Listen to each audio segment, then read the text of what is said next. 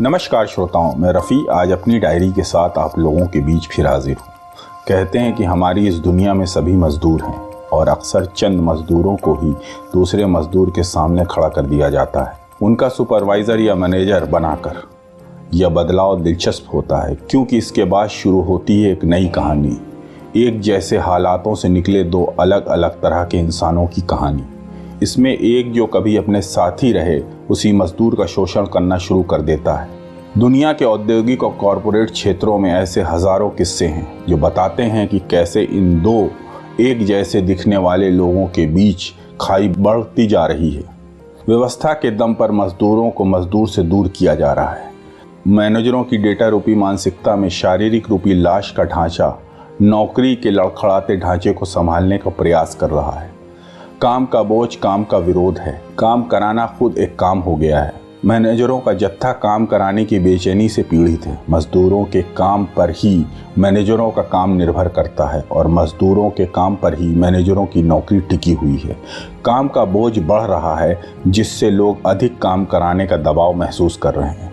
मैनेजरों की अत्यधिक निगरानी ने मजदूरों के बजाय मैनेजरों का जीना हराम कर दिया है।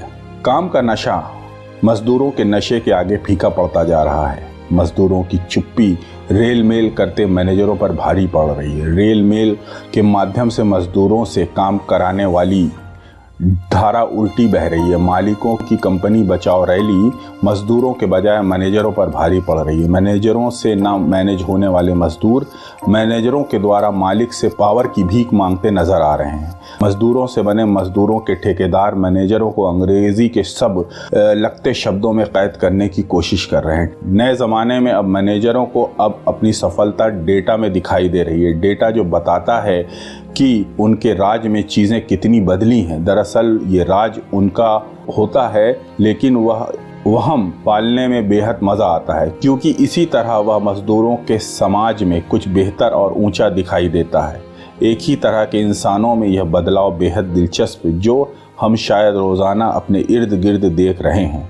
ऐसा नहीं है कि इंसानी फितरत में बदलाव हमेशा ख़राब होता है, लेकिन कई बार मज़दूरों के लिए यह इतना सकारात्मक नहीं होता। तो श्रोताओं, क्या आपको लगता है क्या मैनेजर खुद ही आंकड़ों से खुद को मैनेज करने की कोशिश कर रहा है? क्या मैनेजर शिकायतों से खुद को बेहतर कारिंदा बनाने की कोशिश में लगा हुआ है? अपने विचार और सवाल हमसे ज़रूर साझा करें नंबर 3 दबाकर। और अगर ये डायरी आपको पसंद आई है और दूसरों से साझा करना चाहते हैं तो दबाएं नंबर 5। शुक्रिया, धन्यवाद।